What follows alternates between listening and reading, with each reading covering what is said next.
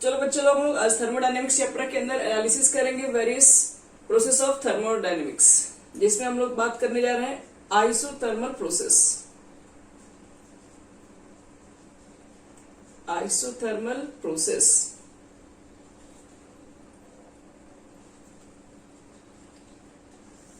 चलो बताओ तो बच्चे लोग, आइसोथर्मल प्रोसेस के अंदर क्या होता है?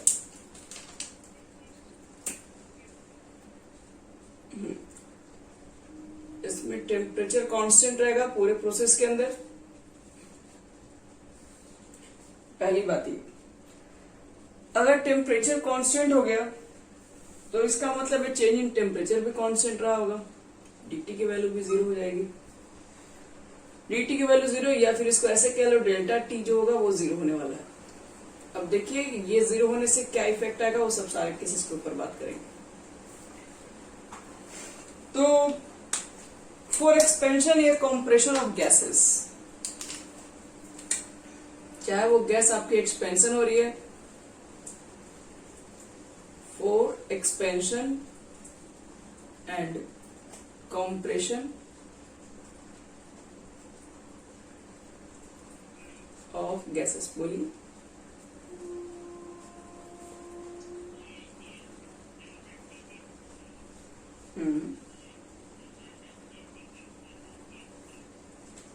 सब बात कर रहे हो, देखो क्या क्या जीरो होगा बता रहे हैं।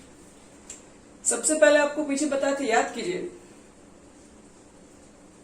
Delta U is equal to delta U delta H की केस बताए थे। यहां पर क्या होता है, एन, कुछ याद आ रहा है, सीबी स्पेसिफिक हीट की केस में, और डेल्टा टी बताए थे। तब बताओ कि अगर आपके पास आइसोथर्मल प्रोसेस है तो एक्सपेंशन हो चाहे कंप्रेशन कोई फर्क नहीं पड़ता, डेल्टा यू की वैल्यू ना इसके इक्वल होती है, और जिसमें डेल्टा टी जीरो है। तो अगर आपके पास टेम्परेचर जीरो होगा तो चेंज इन जो इंटरनल एनर्जी आएगा वो भी जीरो होगा, क्योंकि आपको एक बार definition change in internal energy का भी बताया था कि वैसी एनर्जी जो टेम्परेचर को चेंज करने में भी काम आती है। तो ये डेल्टा यू तो हो जाएगा जीरो अगर आइसोथर्मल प्रोसेस मिल गया तब। अब देखो, अगर मान लो मेरे पास अगर फर्स्ट लॉ ऑफ थर्मोडायनेमिक्स लेगा हम लोग, from first law of thermodynamics,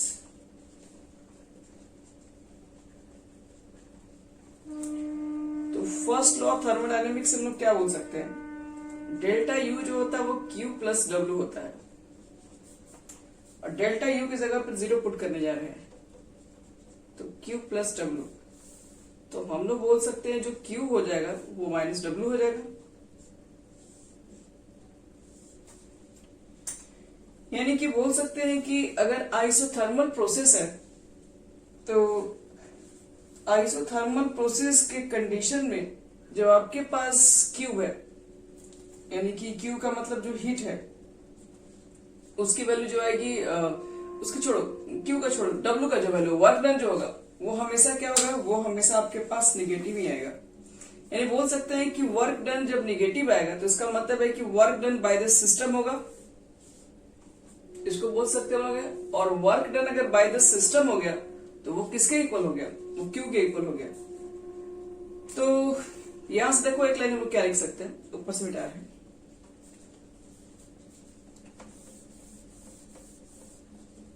यहां से लिखा जा सकता है कि दैट इज आपका वर्क डन निगेटिव आ गया, work done by the system. Work done system से किया जा रहा है, क्योंकि सिस्टम जब खुद वर्क डन करेगा तभी तो वो नेगेटिव होता है, इसलिए यहां पर वर्क डन जो होगा वो सिस्टम करेगा खुद ही। तो work done by the system is equal to किसके इक्वल होगा, तो क्या दिख रहा है, work done by the system यानी माइनस डब्ल्यू किसके इक्वल है, Q, और इस Q की वैल्यू क्या है, पॉजिटिव। Q की वैल्यू पॉजिटिव है तो हीट क्या होना चाहिए, रिलीज होना चाहिए, अब्सॉर्ब होनी चाहिए। तो work done by the system is equal to the heat absorb.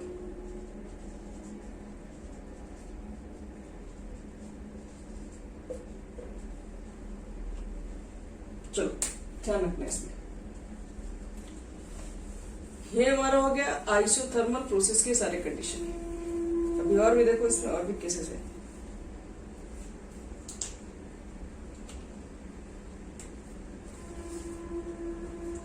अब अगर मान लो कि आइसोथर्मल प्रोसेस है तो इसके अंदर वर्क डन के ऊपर बात करेंगे। वर्क डन पे क्या इफेक्ट आएगा, वार्डिंग बाय द सिस्टम तो हो गया, लेकिन यहां देखिए एक नया टॉपिक हमारे पास, वर्क डन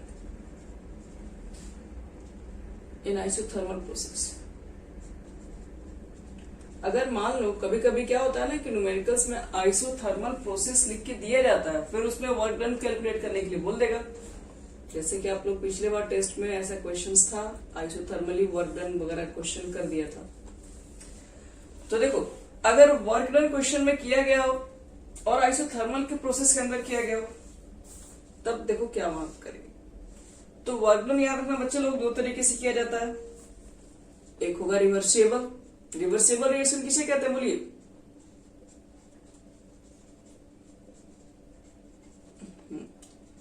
और एक आपके पास होगा इरिवर्सिबल रिएक्शन। तो रिवर्सिबल को मालूम करना, इन केस ऑफ आइसोथर्मल इसमें भी रखना है, आइसोथर्मल रिवर्सिबल चेक करना है, और इसमें भी तो वही रखना है क्योंकि हम तो सारे कंडीशन आइसोथर्मल पर ही बात कर रहे हैं। रिवर्सिबल अगर आपके पास अगर आइसोथर्मल अगर वर्क डन को कैलकुलेट करना है तो दो बातें तो हमेशा, हाँ बोलो।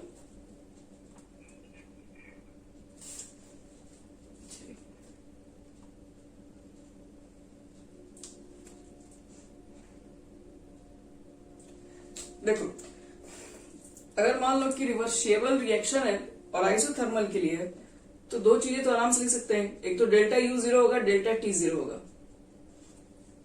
क्या वो सिर्फ रिवर्सिबल के लिख सकते हैं? वो रिवर्सिबल हो चाहे रिवर्सिबल हो, ये दो चीज तो दोनों में ही 0 है, याद रखिएगा। उससे कोई फर्क नहीं पड़ता इसमें। चेंज इन टेम्परेचर जब 0 होगा तो चेंज इन इंटरनल एनर्जी भी आपका 0 आने वाला है। अब इसके बाद समझो वर्क डन को कैसे कैलकुलेट करते हैं रिवर्सिबल प्रोसेस के अंदर। देखो, वर्क डन रिवर्सिबल, तुम्हें पता है कि वर्क डन जो आएगा प्रेशर वॉल्यूम पे तो कोई असर नहीं दिख रहा है, तो यहां लिख देंगे, इंटीग्रेशन करते हैं, V1 to V2 रखते हैं, माइनस P dV रखते हैं। ये आपका हो गया। अब वहां देखिए, इसमें हम लोग क्या करने जा रहे हैं आगे। यहां इंटीग्रेशन के बाद लिख सकते हैं कि अगर आपके पास मान लो आइडियल गैसेज अगर है 4N आइडियल गैस, तो P की जगह पर कितना लिख सकते हैं? P is equal to nRT होता है। P इज इक्वल टू लिख सकते हैं nRT बाई V, और ये वैल्यू P का जो है वो यहां पुट करने जाएंगे। तो देखो यहां पर पुट करने पर क्या होगा, तो इसको हम यही लिख दे रहे हैं, आगे प्रोसीड कर दे रहे हैं, इसको मिटा रहे हैं, ठीक है। इरिवर्सिबल के केसेस के ऊपर बात करेंगे, अभी रुक जा रहे हैं, पहले इसी में देख ले रहे हैं वर्क डन किस फॉर्मूला से कैलकुलेट करेंगे। तो आपके पास यहां पर पुट कर दो P की वैल्यू nRT बाई V, तो जो रिवर्सिबल जो आपके पास वर्क डन होगा वो माइनस V1 बटे में V2 हो जाएगा, और nRT बटे में V लिखोगे और यहाँ पे dV लिखोगे। क्या लिख सकते हैं? nRT कॉमन है, T भी कॉमन है, R भी कॉमन है, और इनसे तो कोई वॉल में चेंज होने वाला नहीं है, इसलिए इनको भी बाहर निकालो। तो nRT निकालोगे तो ब्रैकेट में क्या बचेगा? 1/V, और 1/V का इंटीग्रेशन कितना होता है?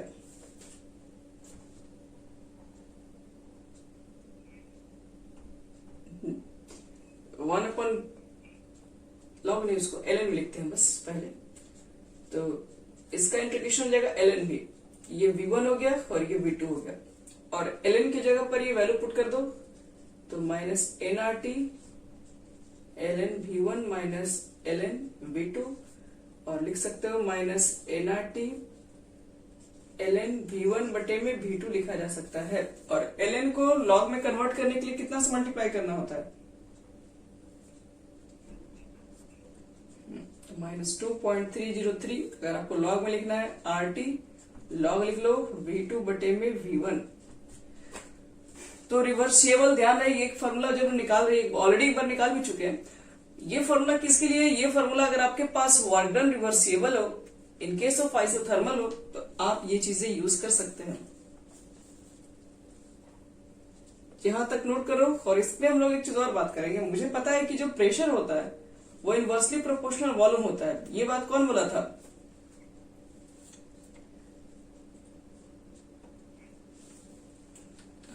वॉल्स। तो प्रेशर जो इनवर्सली प्रोपोर्शन होता है, तो आप V1 बटे में V2 का मान क्या प्रेशर के टर्म में रख सकते हैं?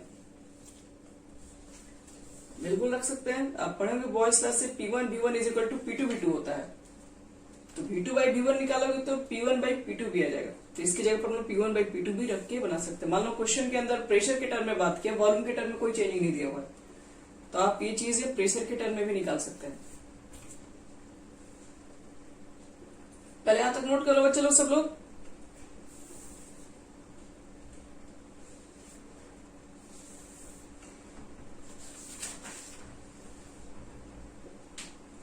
वही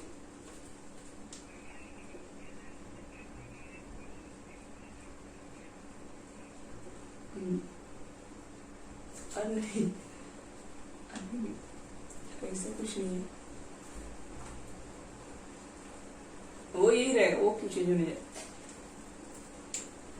ln से log में बस चेंज होने के लिए बस यही सिर्फ नंबर से मल्टीप्लाई करते हैं, बाकी सब सेम रहता है। मिटा रहे बच्चे लोग यहां से, जिसका यहां तक छूट गया ना वो देख लीजिएगा इधर।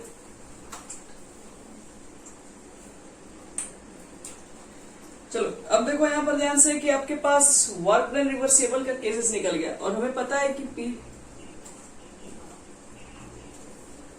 रिवर्सिबल है, ये आर इन शॉर्ट में। फिर इनवर्सली प्रोपोर्शनल 1/v, इसलिए बताया जाता है कि P1 V1 is equal to P2 V2 हो जाएगा। और अगर आपको V2 बाई V1 को कैलकुलेट करना पड़ेगा, तो देखो ध्यान से, इसको V1 को यहां भेजोगे तो P2 को नीचे भेजना पड़ेगा, तो P1 बटे में P2 होगा इधर V2 बाई V1 की वैल्यू। अब क्या कर देंगे बच्चे लोग, V2 बाई V1 की जगह पर पुट कर देंगे चीजें, तो वर्क डन जो आपके पास रिवर्सिबल होगा वो -2.303 RT log P1 बटे में P2। इस चीजों से भी हम लोग फाइंड कर सकते हैं वर्क डन। प्रेशर के टर्म में भी दिया रहेगा तो भी वर्क डन निकाला जा सकता है। ये हमारा वर्क डन कब हो गया? वर्क डन ये हम लोग ऑलरेडी पहले भी कैलकुलेट किए थे, लेकिन अगर मान लो कभी वर्क डन अगर आपके पास रिवर्सिबल और इन केस ऑफ आइसोथर्मल भी लिख के दिया जाए, आप इस फॉर्मूला से बना लीजिएगा। चलो अब बात करने जा रहे हैं कि आपके पास वर्क डन की बता रहे हैं, लेकिन अब इरिवर्सिबल के केस में और in case of isothermal beta रहे बच्चे लोग ये पूरा।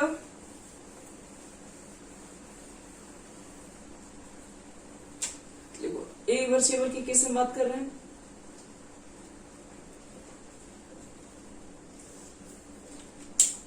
इरिवर्सिबल के केस में वर्क डन को कैलकुलेट करने के लिए फॉर्मूला याद है, क्या बताया गया था? -P था ना, एक्सटर्नल V2 माइनस V1। और हमें पता है एक चीज है कि यहां से आपके पास जो वर्क डन आने वाला है वो Q is equal to -W। अगर मान लो कभी क्वेश्चन में आप इरिवर्सिबल यहां से तो कैलकुलेट कर लेंगे, ठीक है, और उस केस में अगर आपको Q का भी मान अगर पूछ दिया, आइसोथर्मल लिख के, आइसोथर्मल के अंदर आपके पास इरिवर्सिबल वर्क डन आपने निकाल दिया और उसी में क्वेश्चन में Q भी फाइंड करने के लिए कह दिया, हीट कितना हुआ, तो वही तो कुछ देर पहले हम लोग बनाए थे। अगर फर्स्ट लॉ थर्मोडायनेमिक्स में डेल्टा T अगर 0 है तो डेल्टा U भी आपके पास 0 है, डेल्टा U 0 है तो वर्क डन जो आएगा वो कितना होगा, वो Q के इक्वल होगा। Q मतलब -W के इक्वल कर देंगे। तो यहां से Q की वैल्यू भी इजिली निकाल सकते हैं अगर उस क्वेश्चन में क्या है निकालने के लिए। और एक चीज और बता दें, आपको मैक्सिमम केस में क्वेश्चन के अंदर यही फॉर्मूला यूज करना है, जब तक कि क्वेश्चन के अंदर लिख के ना दे दे कि रिवर्सिबल आइसोथर्मल प्रोसेस है या फिर प्रोसेस बहुत स्लो है। अगर ऐसा कुछ भी नहीं लिखा रहेगा तो आपको हमेशा ना वर्क डन इसी से रख के कैलकुलेट करना होगा। कंफ्यूज होने की कोई जरूरत नहीं है, आपके लिए हमेशा वर्क डन यही रहेगा, क्योंकि हर केस के लिए डिफाइन है। लेकिन अगर क्वेश्चन में आइसोथर्मल लिख के दे दिया भी और रिवर्सिबल का केसेस भी लिख के दे दिया, तब आपको वर्क डन पुट करना होगा। फिर देखो इसी में केसेस, कभी कभी आपको क्या रहेगा कि प्रेशर तो दिया हुआ रहेगा और इसके अंदर इस तरीके से अगर मान लो कि अगर हम आइडियल केस इक्वेशन को अगर एक बार देखें तो PB is equal to NRT हो जाएगा। यहां से हम वॉल्यूम को भी निकाल सकते हैं।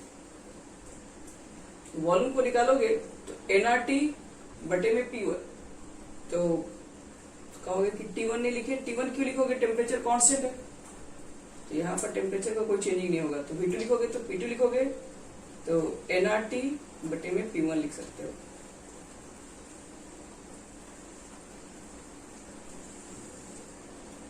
ये भी फॉर्मूला पुट कर सकते हैं, टेम्परेचर कांस्टेंट है यहाँ पर।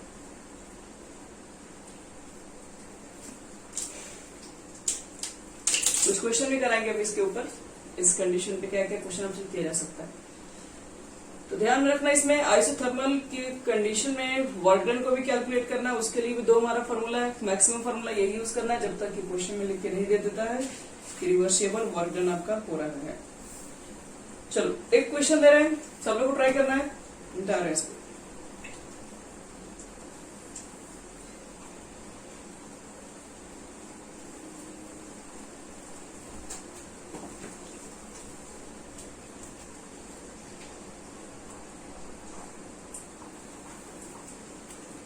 अब हम लोग देखने जा रहे हैं क्वेश्चंस को। चलो 2.8 ग्राम क्वेश्चन लिखो। चलो 2.8 ग्राम into gas is expanded.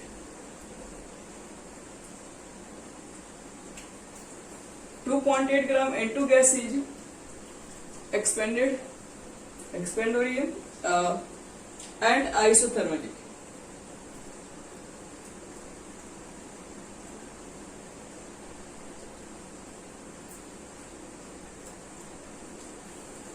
Isothermally from 5 atm till the final pressure, till the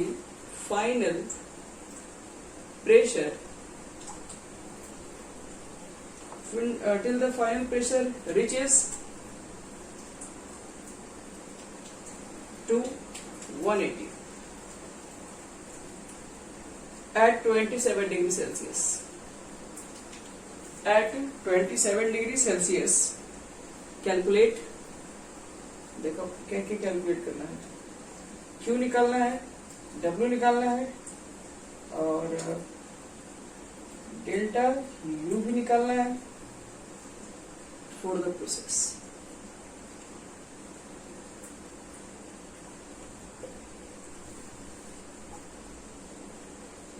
चलो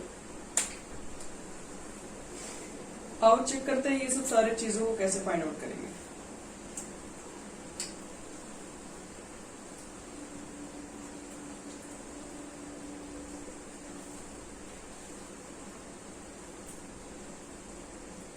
तो कैसे निकालेंगे बच्चे लोग? सबसे पहले आपको निकालना है, पहले गिवन लिख देते हैं क्या क्या दिया हुआ आपके पास है। 2.8 ग्राम इंटू ग्रैंड एक्सपेंड हो रही, मतलब 2.8 जो ग्राम है वो किसी का वेट दिया हुआ है, ठीक है। दूसरी बात देखो, आइसोथर्मली लिख के दे दिया हुआ है, मतलब आइसोथर्मल की कंडीशन के ऊपर बात करेंगे। तो आइसोथर्मल की कंडीशन देखेंगे तो बस सीधे डेल्टा यू को मान 0 कर देंगे। In case of isothermal delta U तो हमारा आ जाएगा सीधे 0। तो वर्क डन के लिए बताओ तो कौन सा फॉर्मूला अप्लाई करें?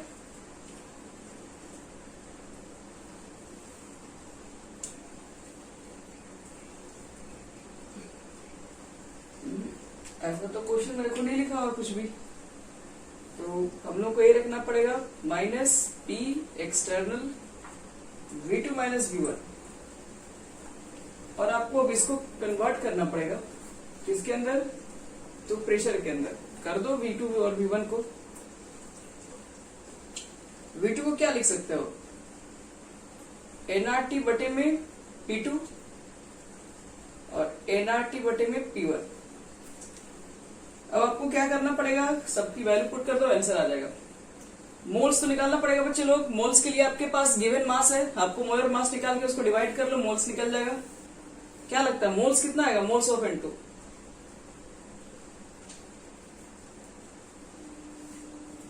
गिवन मास 2.8, मोलर मास होता है 28 और ये पॉइंट को लेके आ जाओ नीचे, यानी कि 1/10 यानी कि 0.1। ये मोल्स तो हमारा निकल गया, 0.1 आएगा। मोल्स हो गया, एन की जगह पर पुट कर देंगे, आर की जगह पर 2 कैलोरी रख देंगे, टी आपके पास टेम्परेचर है जो कि 27 है, तो मालूम कर लेंगे कितना होगा कैल्विन में। सब कुछ दिया हुआ, P1 P2 सब कुछ दिया हुआ, लेकिन क्वेश्चन में ये चीजें ही नहीं दी हुई कि एक्सटर्नल प्रेशर कितना है। तो देखो इस क्वेश्चन में एक्सटर्नल प्रेशर भी है, अब बस आपको समझने की जरूरत है कि एक्सटर्नल प्रेशर कौन सा प्रेशर इसमें है। तो देखो इसको थोड़ा ऐसे समझेंगे हम लोग। P एक्सटर्नल जो प्रेशर का मान होगा, हमेशा एक बात याद रखना, P एक्सटर्नल प्रेशर का मान is always equal to the final pressure.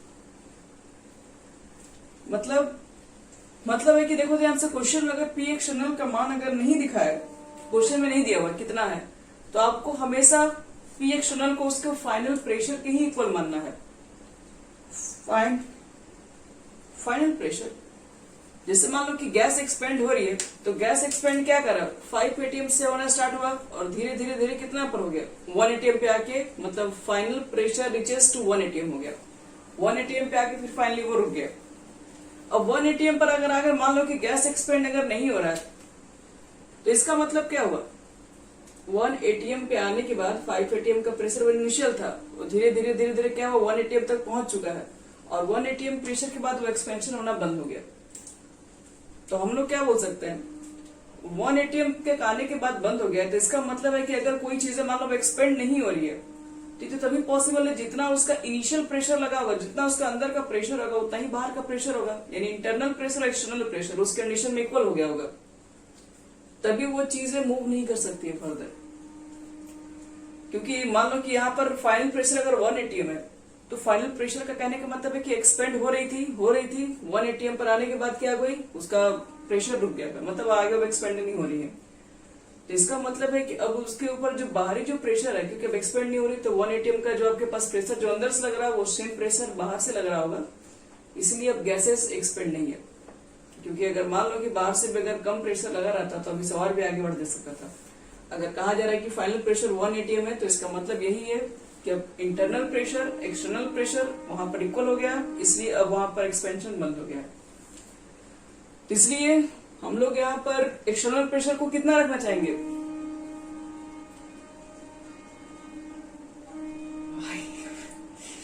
इतना बताया 5 पे रखोगे तुम, 5 गिवन है, फाइनल प्रेशर के इक्वल होगा। फाइनल प्रेशर यहाँ देखो, यहाँ तक 1 atm तक पहुंच चुका है।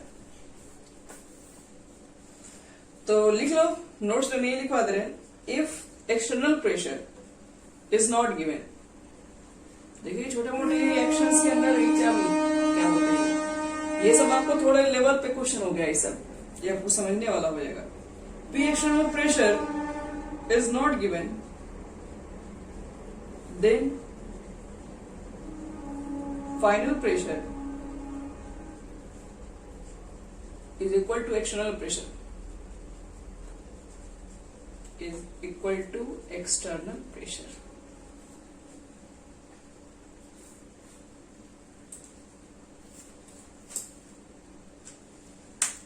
तो एक्सटर्नल प्रेशर को हम लोग मालूम है कितना पुट करेंगे, P2 का मान हमारे पास है ही, P2 का मान आपके पास 1 है, P1 का मान आपके पास 5 है, N की वैल्यू पता चली गया, R की वैल्यू 2 पुट करना है।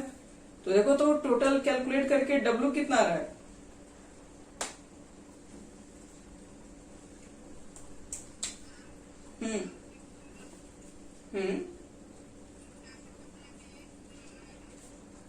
क्योंकि अभी कुछ देर पहले यही बताए थे हम कि आपको वर्क डन कह रहा है कैलकुलेट करने के लिए, और आइसोथर्मल का कंडीशन है, तो जब कुछ भी नहीं कहा क्वेश्चन में रिवर्सिबल है कि रिवर्सिबल, तो हमेशा इरिवर्सिबल को ही मान के चलेंगे।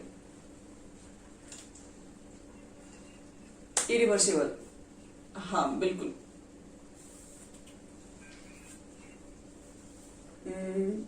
जूल,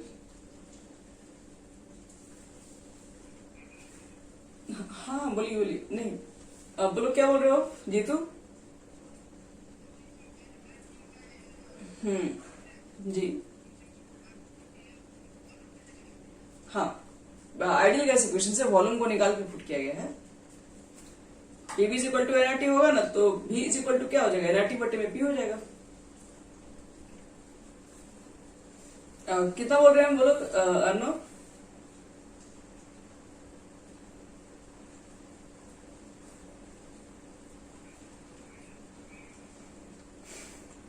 -48। क्या किसका मान? डब्ल्यू का। -48 कैलोरी। निकाल के देखो बच्चे लोग, सिंपल है, कोई बहुत ज्यादा हार्ड कैलकुलेशन का न्यूमेरिकल्स नहीं है, जो भी है बस आपको समझने वाला है केसेस में था, बाकी न्यूमेरिकल में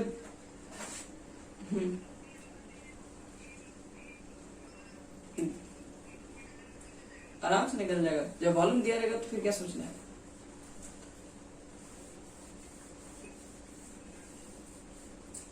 आगे सबका W इज इक्वल टू क्या निकालोगे? तो पहले तो आप पुट करोगे एक शैलो प्रेशर जो कि आपको बता दिया गया 1 है।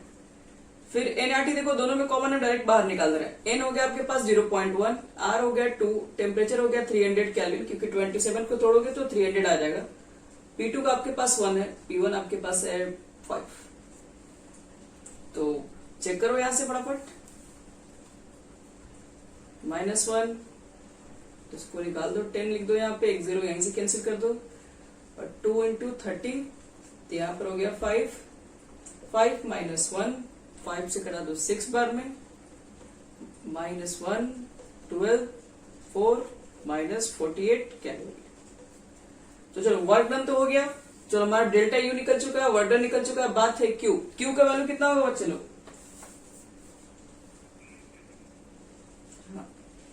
क्योंकि बताइए ना, आपके पास अगर आइसोथर्मल का केस है तो डेल्टा यू 0 होता है, और डेल्टा यू इक्वल टू तो क्यू प्लस डब्ल्यू होता है, जिसमें कहा जा रहा है कि आपके पास डेल्टा यू 0 है तो क्यू का मान तो -W के इक्वल होगा। तो -W का मान, W का मान इतना है, इसे माइनस से मल्टीप्लाई कर दोगे तो 48 कैलोरी बनेगा। अच्छा एक चीज बताओ मुझे, क्या इससे हम लोग एंथैल्पी में निकाल सकते हैं change in enthalpy delta H? सोच के बताइएगा। ठीक है, बताइए कैसे।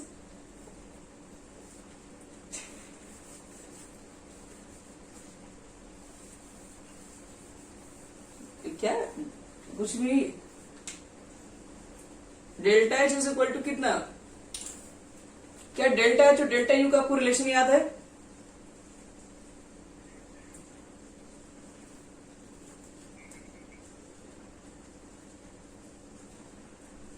P डेल्टा V,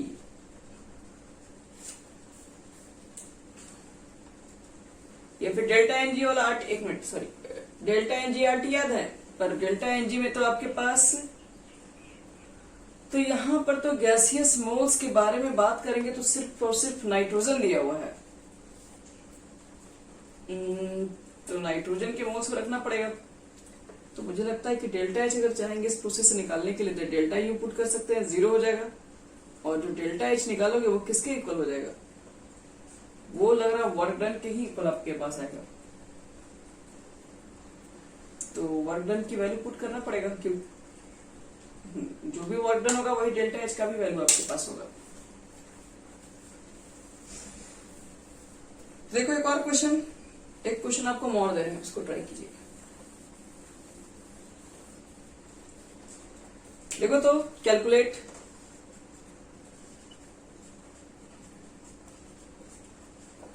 क्या कैलकुलेट करना है? वही फिर से Q W delta U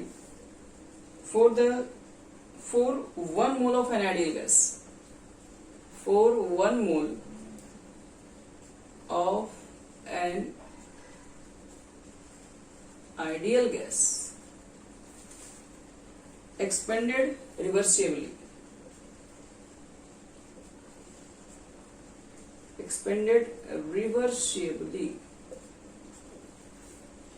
and isothermally,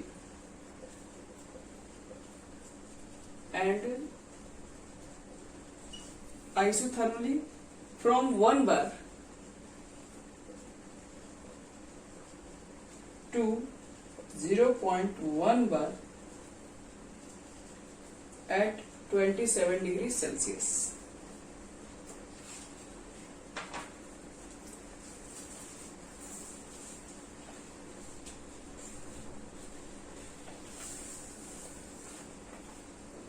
बच्चे लोग, बनेगा क्वेश्चन? बना दे।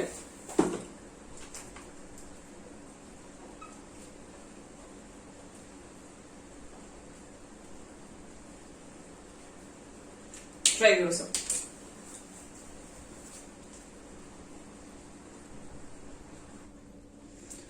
चलो देखो इस क्वेश्चन को कैसे बनाएंगे। फिर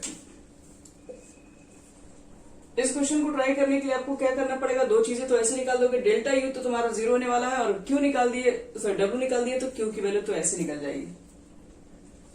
तो चेक कर लेते हैं हम लोग हैं। तो डेल्टा यू की वैल्यू तो 0 हमारे पास है, डब्ल्यू निकालते हैं।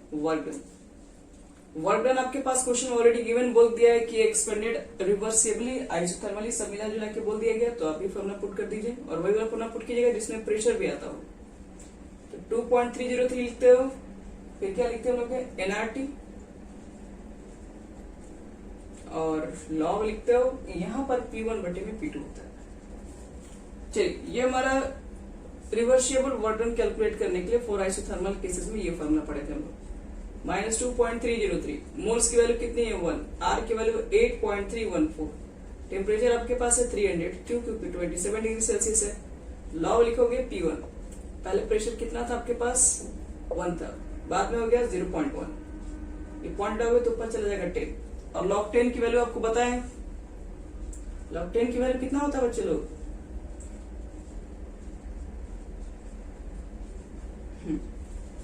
अब देखो तो ये तीनों को मल्टीप्लाई कर लोगे, कितना आंसर आया है? जो भी आएगा उसको मल्टीप्लाई करने पर जो आएगा वही आपके पास आंसर बन जाएगा। और ये हमारा हो गया W का मान, और Q का मान निकालोगे तो Q की वैल्यू होती है -W, तो माइनस से मल्टीप्लाई कर दोगे तो वहां पर Q की वैल्यू भी फाइंड हो जाएगी। मल्टीप्लाई करो, कुछ है नहीं इसके अंदर। कितना है मल्टीप्लाई करने पे बिट्टू तुम्हारा?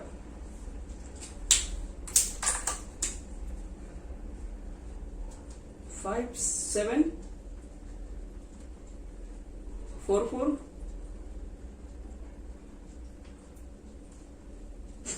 अच्छा 126, ये आपके पास हो गया, जूल में हो गया आपका आंसर। क्यू की वैल्यू भी यहां से फाइंड हो जाएगी। क्यू की वैल्यू आप लिख सकते हो -W।